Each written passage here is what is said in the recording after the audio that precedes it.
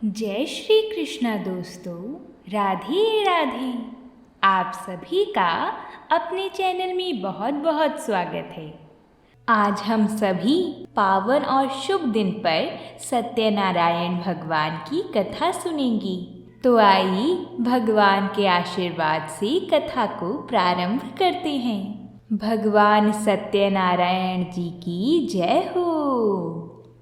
श्री व्यास जी ने कहा, एक समय नैमिषारण्य तीर्थ में शौनक आदि सभी ऋषियों तथा मुनियों के पुराण शास्त्र के वेत्ता श्री सुत जी महाराज से पूछा, महामुनि, किस व्रत अथवा तपस्या में मनोवांछित फल प्राप्त होता है, उसे हम सब सुनना चाहते हैं, आप कहें। श्री सुत जी बोले, इसी प्रकार देव ऋषि नारद जी के द्वारा भी पूछे जाने पर भगवान कमलापति ने उनसे जैसे कहा था उसे कह रहा हूँ, आप लोग सावधान होकर सुने। एक समय योगी नारद जी लोगों के कल्याण की कामना से विविध लोकों में भ्रमण करते हुए मृत्यु लोक में आए और यहाँ उन्होंने अपने कर्म फल के अनुसार नाना योनियों में उत्पन्न सभी प्राणियों को अनेक प्रकार के कलेश दुख भोगते हुए देखा तथा किस प्रकार इनके दुखों का सुनिश्चित रूप से नाश हो सकता है, ऐसा मन में विचार करके वह विष्णु लोक गए। वहाँ 4 भुजाओं वाली शंख चक्र गदा पद्म तथा वनमाला से विभूषित शुक्ल वर्ण भगवान श्री नारायण का दर्शन कर उन देवाधिदेव की स्तुति करने लगे। नारद जी बोले, हे वाणी और मन से परे स्वरूप वाली और अनंत से रहित निर्गुण और सकल कल्याणमय गुणगानों से संपन्न तथा भक्तों की पीड़ा नष्ट करने वाले परमात्मा, आपको नमस्कार है। स्तुति सुन के अनंतर भगवान श्री विष्णु जी ने नारद जी से कहा, महाभाग, आप किस प्रयोजन से यहाँ आए हैं? आपके मन में क्या है? कही वह सब कुछ मैं आपको बताऊंगा। नारद जी बोले, हे भगवान, मृत्यु लोक में अपने पाप कर्मों के द्वारा विभिन्न योनियों में उत्पन्न सभी लोग बहुत प्रकार के कलेशों से दुखी रहते हैं। हे नाथ, किस लघु उपाय से उनकी कष्टों का निवारण हो सकता है? यदि आपकी मेरे ऊपर कृपा हो तो वह सब मैं सुनना चाहता हूँ, उसे बताएं। श्री भगवान ने कहा, हे वत्स, संसार के ऊपर अनुग्रह करने की इच्छा से आपने बहुत अच्छी बात पूछी है। जिस व्रत के करने से प्राणी मोह से मुक्त हो जाता है उसे आपको बताता हूँ, आप ध्यान पूर्वक सुने। हे वत्स, स्वर्ग और मृत्यु लोक में दुर्लभ भगवान सत्यनारायण का एक महान पुण्यप्रद व्रत है। अच्छी प्रकार विधि विधान से भगवान सत्यनारायण व्रत करके मनुष्य शीघ्र ही सुख प्राप्त करके परलोक में मोक्ष प्राप्त कर सकते हैं। भगवान की ऐसी वाणी सुनकर नारद मुनि जी ने कहा, हे प्रभु, इस व्रत को करने का फल क्या है? इसका विधान क्या है? इसकी व्रत कथा किस प्रकार है? श्री भगवान ने कहा, यह सत्यनारायण व्रत दुख शोक आदि का शमन करने वाला, धन धान्य की वृद्धि करने वाला, सौभाग्य और संतान देने वाला तथा स्वर्ग विजय प्रदान करने वाला, जिस किसी भी दिन भक्ति और श्रद्धा से मनुष्य ब्राह्मणों और बंधु बांधवों के साथ धर्म में तत्पर होकर सायंकाल में भगवान सत्यनारायण की पूजा करे, नैवेद्य के रूप में उत्तम कोटि के भोजन पदार्थ को सवाया मात्र की भक्ति पूर्वक अर्पित करना चाहिए। केले के फल, घी, दूध, गेहूं का चूर्ण अथवा गेहूं के चूर्ण के अभाव में साठी चावल का चूर्ण, शक्कर या गुड़, यह सब सामग्री सवाया मात्रा में एकत्र कर निवेदित करनी चाहिए। परिवारजनों के साथ सत्यनारायण भगवान की कथा सुनकर ब्राह्मणों को भोजन और दक्षिणा देनी चाहिए। ऐसा करने से मनुष्यों की अभिलाषा अवश्य पूर्ण होती है। विशेष रूप से पृथ्वी लोक में यह सबसे छोटा सा उपाय है। दूसरा अध्याय प्रारंभ। सुत जी बोले, हे देवी जनों, अब मैं पुनः पूर्व काल में जिसने इस सत्यनारायण व्रत को किया था उसे भली भांति विस्तार पूर्वक कहूँगा। रमणीय काशी नामक नगर में कोई अत्यंत निर्धन ब्राह्मण रहता था। भूख और प्यास से व्याकुल होकर वह प्रतिदिन पृथ्वी पर भटकता रहता था। ब्राह्मण प्रिय भगवान ने उस दुखी ब्राह्मण को देखकर वृद्ध ब्राह्मण का रूप धारण करके उस ब्राह्मण से आदर पूर्वक पूछा, हे विप्र, विप्र, प्रतिदिन अत्यंत दुखी होकर तुम किस लिए पृथ्वी पर भ्रमण करते रहते हो? यह सब बतलाओ, मैं सुनना चाहता हूँ। ब्राह्मण बोला, प्रभो, मैं अत्यंत दरिद्र ब्राह्मण हूँ और भिक्षा के लिए पृथ्वी पर घूमता रहता हूँ। यदि मेरी इस दरिद्रता को कोई दूर करने का आपके पास उपाय है तो कृपा करके बतलाइए। वृद्ध ब्राह्मण बोला, हे ब्राह्मण देव, सत्यनारायण भगवान विष्णु अभीष्ट फल को देने वाले हैं। तुम उनका उत्तम व्रत करो, जिसे करने से मनुष्य सभी दुखों से मुक्त हो जाते हैं। व्रत के विधि को भी ब्राह्मण से विस्तार पूर्वक कहकर वृद्ध ब्राह्मण रूपी भगवान विष्णु वहीं पर अंतर्ध्यान हो गए। वृद्ध ब्राह्मण ने जैसा कहा, उस व्रत को अच्छी प्रकार से वैसा ही करूँगा। यह सोचते हुए उस ब्राह्मण को रात में नींद नहीं आई। अगले दिन प्रातः काल उठकर सत्यनारायण का व्रत करूँगा, ऐसा संकल्प करके वह ब्राह्मण भिक्षा के लिए चल पड़ा। उस दिन ब्राह्मण को भिक्षा में बहुत सा धन प्राप्त हुआ। उसी धन से उसने बंधु बांधवों के साथ भगवान सत्यनारायण का व्रत किया। इस व्रत के प्रभाव से वह श्रेष्ठ ब्राह्मण सभी दुखों से मुक्त होकर समस्त संपत्तियों से संपन्न हो गया। उस दिन से लेकर प्रत्येक महीने उसने यह व्रत किया। इस प्रकार भगवान सत्यनारायण के इस व्रत को करके वह श्रेष्ठ ब्राह्मण सभी पापों से मुक्त हो गया और उसने मोक्ष प्राप्त किया। हे विप्र, पृथ्वी पर जब भी कोई मनुष्य श्री सत्यनारायण का व्रत करेगा, उसी समय उसके समस्त दुख नष्ट हो जाएंगे। हे ब्राह्मणों, इस प्रकार भगवान नारायण ने महात्म्य नारद जी से जो कुछ कहा, मैंने वह सब आप लोगों को कह दिया है। श्री सुत जी बोले, हे मुनि, पृथ्वी पर जिसने यह व्रत किया है उसे आप लोग सुने। एक बार वह द्विज श्रेष्ठ अपनी धन संपत्ति के अनुसार बंधु बांधवों तथा परिवारजनों के साथ व्रत करने के लिए उद्यत हुआ। इसी बीच एक लकड़हारा वहां आया और लकड़ी बाहर रखकर उस ब्राह्मण के घर गया। प्यास से व्याकुल वह उस ब्राह्मण को व्रत करता हुआ देख प्रणाम करके उससे बोला, हे प्रभु, आप यह क्या कर रहे हैं? इसके करने से क्या फल की प्राप्ति होती है? मुझे कहिए। विप्र ने कहा, यह सत्यनारायण भगवान का व्रत है जो सभी मनोरथ को प्रदान करने वाला है। उसी के प्रभाव से मुझे यह सब धन धान्य प्राप्त हुआ है। जल पीकर तथा प्रसाद ग्रहण करके वह नगर चला गया। सत्यनारायण देव के लिए मन से ऐसा सोचने लगा कि आज लकड़ी बेचने से धन प्राप्त होगा। उसी धन से भगवान सत्यनारायण का श्रेष्ठ व्रत करूंगा।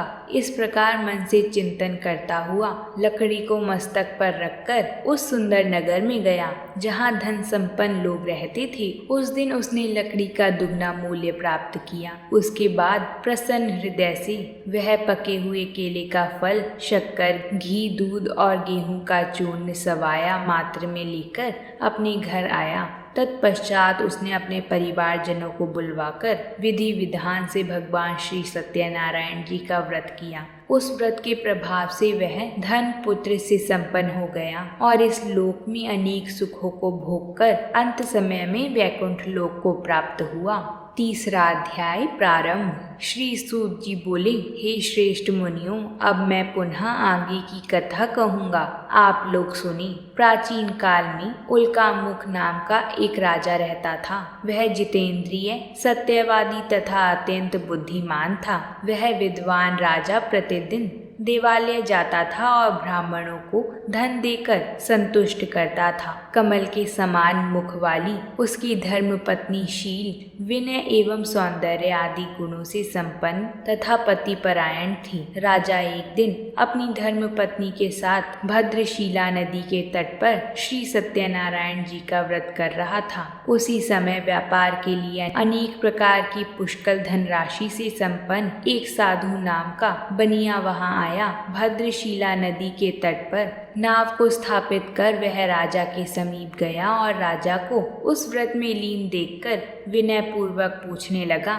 साधु ने कहा, आप भक्ति युक्त चित्त से यह क्या कर रहे हैं?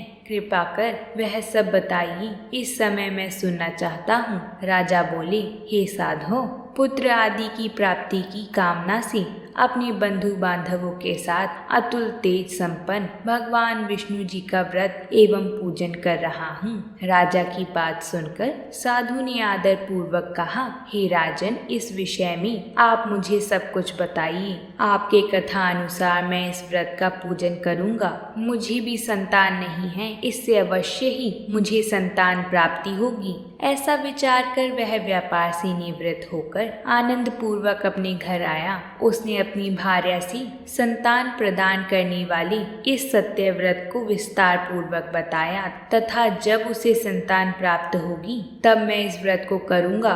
एक दिन उसकी भार्या भगवान श्री सत्यनारायण जी की कृपा से वह गर्भवती हुई। 10वें महीने में उससे कन्या रत्न की उत्पत्ति हुई और वह शुक्ल पक्ष के चंद्रमा की भांति दिन प्रतिदिन बढ़ने लगी। उस कन्या का कलावती नाम रखा गया। इसके बाद एक दिन लीलावती ने अपने स्वामी से कहा, आप पूर्व में संकल्पित श्री सत्यनारायण भगवान का व्रत क्यों नहीं कर रही हैं? साधु बोला, हे प्रिय, इसके विवाह के समय व्रत करूंगा। इस प्रकार अपनी पत्नी को भली भांति आश्वस्त कर वह व्यापार करने के लिए नगर की ओर चल पड़ा। इधर कन्या कलावती पिता के घर में बढ़ने लगी। कुछ समय पश्चात अपनी कन्या को विवाह योग्य देखकर उसके विवाह के लिए वर ढूंढने लगे। उसने एक दूत को वर ढूंढने के लिए भेजा। दूत कांचन नामक नगरी में गया। वहां से एक वार्णिक का पुत्र लेकर आया। उस साधु ने उस वार्णिक के पुत्र को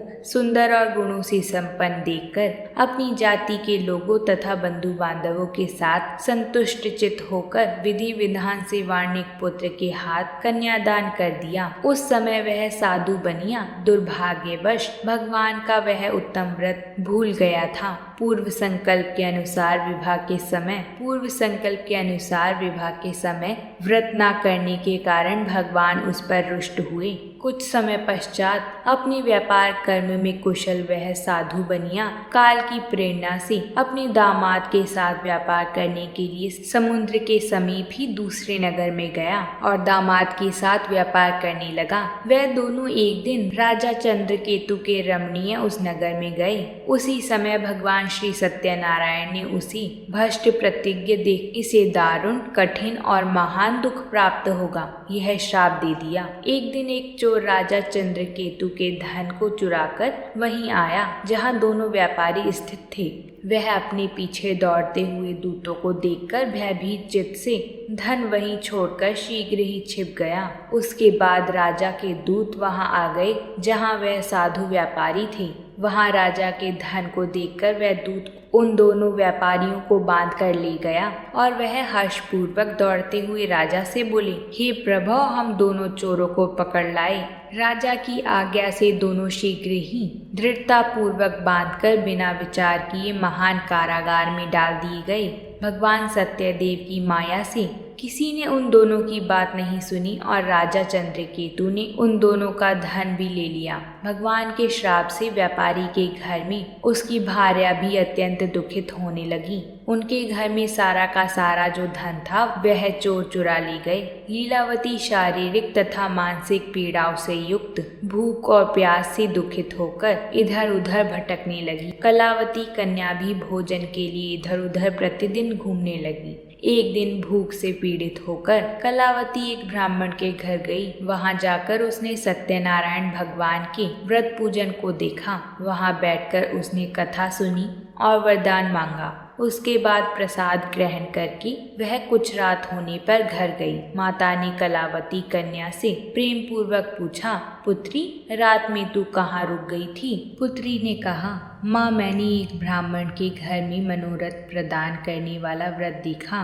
कन्या की बात सुनकर व्यापारी की भार्या ने उस व्रत को करने का संकल्प लिया। बंधु बांधवों के साथ भगवान श्री सत्यनारायण जी का व्रत किया तथा इस प्रकार प्रार्थना की, हे भगवान, आप हमारे पति एवं जमाता के अपराध को क्षमा करें। वह दोनों अपने घर शीघ्र आ जाएं। इस व्रत से भगवान सत्यनारायण पुनः संतुष्ट हो गए तथा उन्होंने राजा के सपने में आकर राजा से कहा, हे वत्स, प्रातःकाल दोनों व्यापारियों को छोड़ दो और वह सारा धन भी दे दो जो तुमने उनसे लिया था, अन्यथा तुम्हारे साथ बुरा होगा। इसके बाद भगवान सत्यनारायण अंतर ध्यान हो गए। इसके बाद प्रातःकाल राजा ने दोनों बंदी व्यापारियों को शीघ्र ही मुक्त कर दिया। इसके बाद दोनों महाजन राजा को प्रणाम करके अपने पूर्व वृतांत का स्मरण करते हुए कुछ न बोल सकी। राजा ने कहा, अब आप डरिए मत, अब यहाँ कोई भय नहीं है। पहले जो धन लिया था उसे दुना करके दिया। उसके बाद राजा ने पुनः उनसे कहा, साधो, अब आप अपने घर को जाएं। राजा को प्रणाम करके, आपकी कृपा से हम जा रहे हैं। ऐसा कहकर उन दोनों ने अपने घर की ओर प्रस्थान किया। चौथा अध्याय प्रारंभ। श्री सूत जी बोले, दोनों साधु बनिया ब्राह्मणों को धन देकर नगर के लिए चल पड़े। साधु के कुछ दूर जाने पर भगवान सत्यनारायण की उसकी सत्यता की परीक्षा के लिए जिज्ञासु हुए। साधो, तुम्हारे नाव में क्या भरा है? तब धन के मंद में चूर दोनों महाजनों ने अवहेलना पूर्वक हंसते हुए कहा, क्या तुम्हें द्रव्य लेने की इच्छा है? हमारी नाव में तो लता और पत्ते आदि भरे हैं। ऐसी निष्ठुर वाणी सुनकर तुम्हारी बात सच हो जाए। ऐसा कहकर दंडी सन्यासी के रूप धारण किए हुए भगवान कुछ दूर जाकर समुद्र के समीप बैठ गए। दंडी के चले जाने पर नित्य क्रिया करने के पश्चात उतराई हुई अर्थात जल में ऊपर की ओर उठी हुई नौका को देखकर व्यापारी अत्यंत आश्चर्य में पड़ गए और नाव में लता और पत्ते आदि देखकर मूर्छित हो गए। सचेत होने पर वह दोनों चिंतित हो गए। तब उसके दामाद ने कहा, आप शोक क्यों करते हैं? दंडी ने श्राप दे दिया है। इस परिस्थिति में वह ही चाहे तो कुछ कर सकते हैं। अंततः हमें उन्हीं की शरण में जाना चाहिए, वही मन की इच्छा पूर्ण होगी। दामाद की बात सुनकर वह साधु बनिया उसके पास गया और वहां दंडी को देखकर उसने भक्ति पूर्वक उन्हें प्रणाम किया तथा आदर पूर्वक कहने लगी, आपके सम्मुख मैंने जो कुछ भी कहा है असत्य भाषण रूप अपराध किया है। आप मेरे उस अपराध को क्षमा करें। ऐसा कहकर बारंबार प्रणाम करने लगा और शोक से ग्रस्त हो गया। दंडी ने उसे रोता हुआ देखकर कहा, रो मत, मेरी बात सुनो। मेरी पूजा से उदासीन होने के कारण तथा मेरी आज्ञा से ही तुमने बारंबार दुख प्राप्त किया। भगवान की ऐसी वाणी सुनकर वह उनकी स्तुति करने लगा। साधु ने कहा, हे प्रभो, यह आश्चर्य की बात है कि आपकी माया से मोहित होने के कारण ब्रह्मा आदि देवता भी आपके गुणों और रूपों को नहीं जान पाते। फिर मैं मूर्ख आपकी माया से मोहित होने के कारण कैसे जान सकता हूँ? आप प्रसन्न हो, मैं अपनी धन संपत्ति के अनुसार आपकी पूजा करूँगा। मैं आपकी शरण में आना चाहता हूँ। मेरी जो नौका के स्थित पूरा धन था उसकी तथा मेरी रक्षा करें। भगवान जनार्दन संतुष्ट हो गए। भगवान हरि उसे अभीष्ट वर प्रदान करके वहीं अंतर ध्यान हो गए। उसके बाद वह साधु अपनी नौका में चढ़ा और उसे धन धान्य से परिपूर्ण देखकर भगवान सत्यदेव की कृपा से हमारा मनोरथ सफल हो गया। ऐसा कहकर सब जनों के साथ उसने भगवान की विधिवत पूजा की। भगवान श्री सत्यनारायण जी की कृपा से वह आनंद से परिपूर्ण होकर अपने देश के लिए प्रस्थान किया। सेठ जी अपने दामाद तथा बंधु वर्गों के साथ बहुत सारे धन धान्य से संपन्न होकर नगर के निकट पहुंच रही हैं। यह बात सुनकर उस साध्वी ने श्री सत्यनारायण जी की पूजा करके अपनी पुत्री से कहा, मैं साधु के दर्शन के लिए जा रही हूँ, तुम शीघ्र आओ। माता का ऐसा वचन सुनकर व्रत को समाप्त करके प्रसाद का परित्याग कर वह कलावती भी अपने पति का दर्शन करने के लिए चल पड़ी। इससे भगवान सत्यनारायण रुष्ट हो गए और उन्होंने उसके पति को तथा नौका को धन के साथ हरण करके जल में डुबा दिया। इसके बाद कलावती कन्या अपने पति को न देख पाई और शोक करने लगी। नाव को न देख पाने के कारण वह बहुत दुखी हुई। साधु बनिया ने सोचा, यह क्या आश्चर्य हो गया। नाव का संचालन करने वाले भी सभी चिंतित हो गए। कन्या की माँ भी दुखी हुई और विलाप करने लगी और अपने पति से इस प्रकार बोली, ऐसी कैसी नौका गायब हो सकती है? न जाने किस देवता की उपेक्षा से वह नौका हरण कर ली गई है अथवा श्री सत्यनारायण जी का महात्म्य कौन जान सकता है। ऐसा कहकर वह सब जनों के साथ विलाप करने लगी। कन्या ने दुखी मन से पति की पादुका लेकर उनका अनुगमन करने के लिए उसने मन में निश्चय किया। कन्या के इस प्रकार के आचरण को देखकर भार्या सहित वह धर्म यज्ञ साधु बनिया अत्यंत शोक करने लगा और सोचने लगा कि भगवान सत्यनारायण ने ही यह अपहरण किया है अथवा हम सभी भगवान सत्यदेव की माया से मोहित हो गए हैं। अपनी धन शक्ति के अनुसार मैं भगवान श्री सत्यनारायण जी की पूजा करूंगा। सभी को बुलाकर इस प्रकार कहकर उसने अपने मन की इच्छा प्रकट कर भगवान सत्यदेव को दंडवत प्रणाम किया। इससे भगवान सत्यदेव प्रसन्न हो गए और भगवान ने कृपा पूर्वक कहा, तुम्हारी कन्या ने प्रसाद छोड़कर अपने पति को देखने चली गई थी। निश्चय ही इसी कारण उसका पति अदृश्य हो गया है। यदि घर जाकर प्रसाद ग्रहण करके वह पुनः आए तो हे साधु बनिया, तुम्हारी पुत्री पति को प्राप्त करेगी, इसमें संशय नहीं है। कन्या ऐसा सुनकर शीघ्र ही घर गई और उसने प्रसाद ग्रहण किया और पुनः आकर सब जनों के साथ पति को देखा।